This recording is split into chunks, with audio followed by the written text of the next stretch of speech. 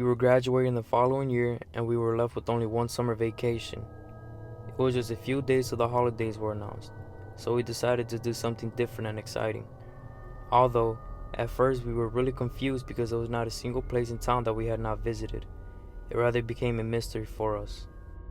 Just a day right before the holiday, I invited Rachel and Alexa, my best friends, to a girls' hangover at my place.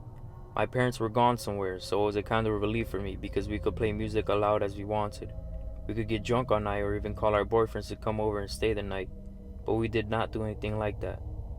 We were really enjoying ourselves, but then out of nowhere, we started talking about the most interesting topic, the existence of ghosts.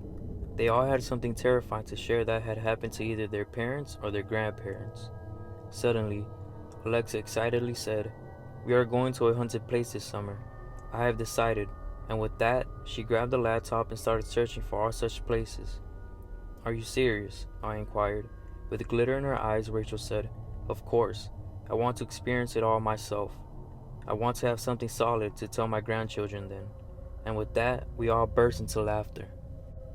After searching for almost an hour, a strange site popped up on Airbnb. It was a cute wooden house near a lake and there was many strange stories that people shared about the place. The gist of it all was that the place was most certainly haunted and best for our exploration. Keeping the cheap rate in mind, we booked the house for our holiday for almost 2 weeks. We traveled for almost a day and reached the place in the dark of night. Although we missed the beauty of the place, we were really excited about the thing we came here for. The best part was that the house was a greater distance from the main town, and the residents were to submit all the electronic devices like mobile phones to the administration before going to the lake. It was rather a policy of pure enjoyment. As we stepped into the cute wooden hut, we were filled with pleasure. We slept for a few hours and woke up the next morning. We camped, swam in the lake, and played different games.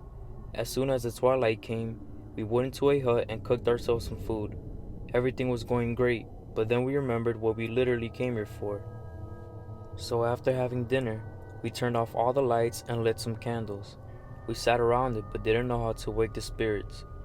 Then in a fun way, Alexa chanted, "I awaken the spirit of Bloody Mary."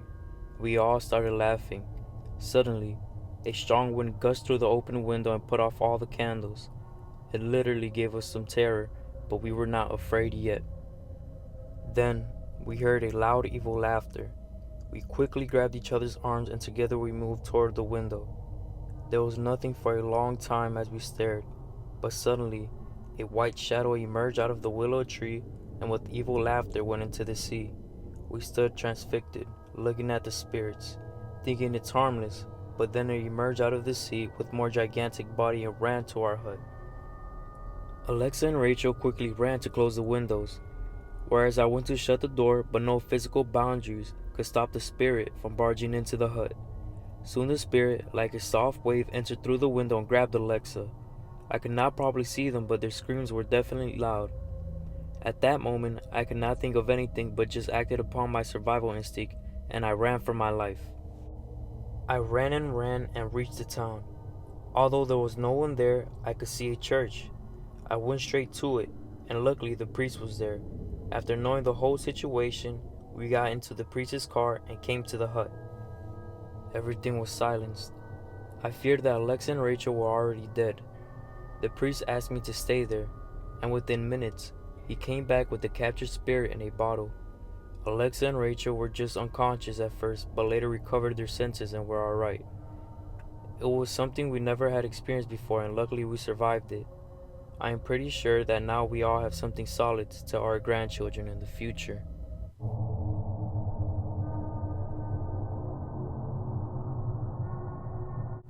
Only 2 days were left for the summer holiday to begin, and I could not wait for it. I admit I was an introverted kid, always sitting in the corner, eating alone, and the library was my favorite place in the whole school. Well, I had few friends in school with whom I did not spend much time with, but it was like a bargain. I would do their homework and they would let me have their lunch boxes. Well, you can guess already, I'm a fat boy. Although I enjoy their food a lot, not to mention their boring company, I would not list them among my favorites. My favorites were my cousins, and perhaps that was the best part of summer vacations. All of my buddies would come and suddenly I was no more an introvert. I was sing and dance and explore and choral, all those stuff that had never been in my school life. With my cousins, everything was different. The 2 days before the summer vacations became the longest days of my life, and when finally summer started, I could not hold back my excitement. My cousins Albert, August, Mick, Jack, and Tom reached our grandparents' house just an hour after us.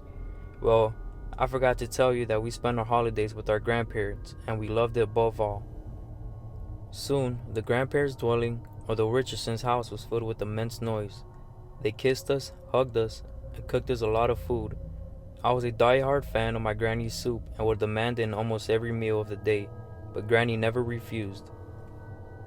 The adventure started right the next day, and we started exploring the place we had explored 1,000 times before. But the fun never reduced, rather, it enhanced with every visit. We set off early in the morning and went through the beautiful green mountain ranges and crossed the beautiful lakes. Grandpa explained the flowing water and its origin by pointing toward the glacier above and said, "The frozen water gets melted by the scorching sun of the summer. As a result, we get crystal clear water."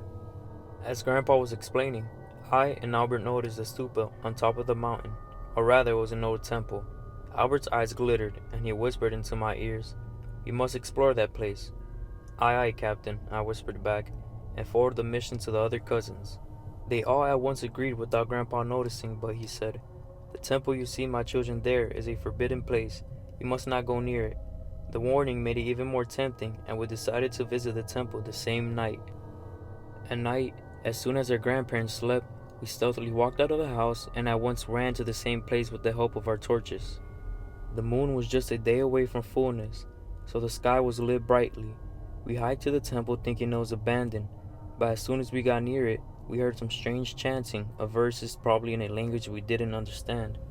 Albert signaled us to keep quiet and move slowly. After reaching the temple, the chanting continued. We all peeked through the temple through its broken windows. We saw some men gathered in a circle around a fire, with bodies painted red and chanting something. Then we saw one of the men bring a senseless child in his hands and placed him near the fire. Somebody poured a glass over the boy, and then one man brought the blood of the deer hung beside. The chanting became louder and louder as the group leader made the child drink the blood of the deer. It was rather odd with the procession of the strange activity. Albert started vomiting. The disturbance alerted the men, and they quickly captured us. We were imprisoned in the temple. At first, we could not make sense of anything, but then the other child who drank the blood of the deer told us that those men were the worshippers of the evil forces, and on each full moon they were to sacrifice as many kids as they could to their lord, the Satan. It gave us great fright as the next day was a full moon, and we were all going to be sacrificed. We tried to escape, but our strength was nothing against the iron bars. I could not even imagine that our summer would not only be turned into a nightmare, but would become our last summer. The following day, we prayed to be saved, and luckily at the full moon, our grandpa arrived with the policemen. We were all saved, and the Templars were captured.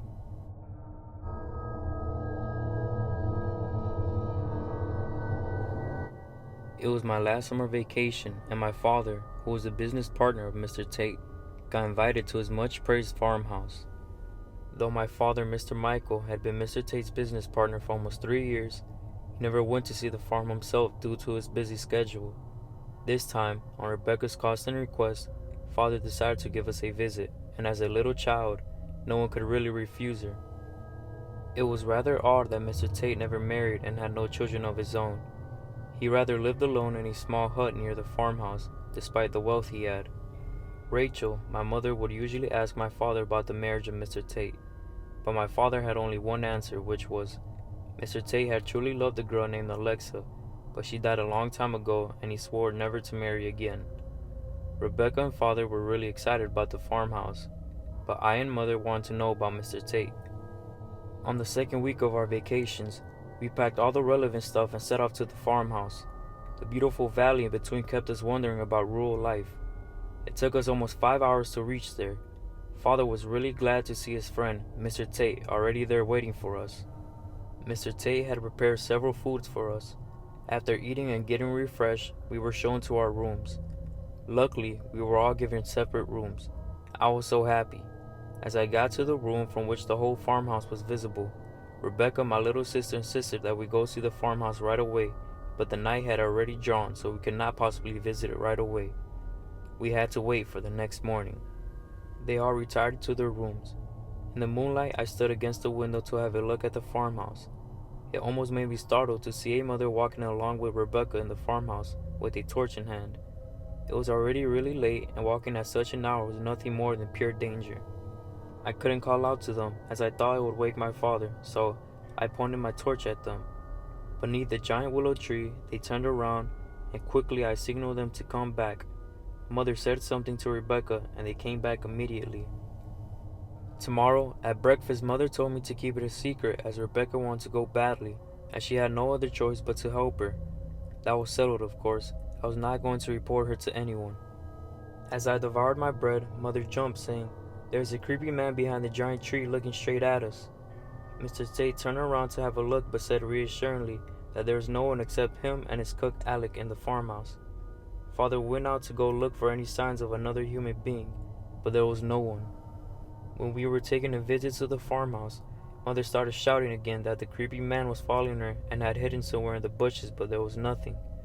We continued our walk, and the father told the mother that she was merely hallucinating. As we visited the farmhouse and returned, Mother started begging my father that we must leave the farmhouse right away, but my father refused and put her to sleep. Soon, dinner was prepared and we all sat at the table, but Mother was not there. Rebecca asked their father, and he said that Mother needs some rest, so he must not disturb her. In the middle of the dinner, we heard loud screams, and after a second, Mother was running down the staircase as if being chased by a wild lion. Behind her, a creepy man, with a hammer in hand, was running after her. Quickly, we jumped out of our seats, and Mr. Tate ran for his revolver, while Father went to save the mother. Mother slipped on the stairs and rolled down the stairs. The creepy man was seconds away from holding my mother when Mr. Tate shot him on his shoulder, and he fell in great agony. After a few weeks, we learned that the creepy man was a mental patient that had secretly escaped the asylum and was now under police custody. Luckily, Mother was not injured much, but the doctor recommended a week's bed rest.